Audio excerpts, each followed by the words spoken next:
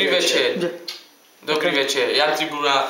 Nachádzame sa v meste Levočí na Tielnu 4. Stala sa vražda. Stala sa taká vražda, zabíjačka. Zabili jednu devku, 18-ročnú, kvôli mamke, ktorá sa pohádala s dcerou. Ale určite sa to mohlo keď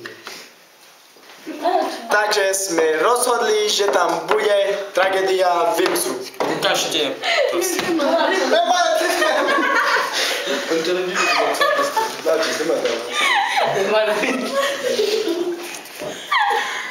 Takže teraz sa nachádzame v Levočí v meste, v takej bytovke, ktorá sa volá Jana Puta, ktorú zabili ako za svedku v súde meného zákona. A Marek Polák dostane do života.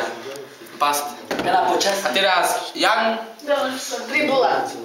Jan Maniak, prichádza tu Jan Tribula. počasie. Dovidenia. Dobrý deň! Dnes nebude počasie, uvidíme,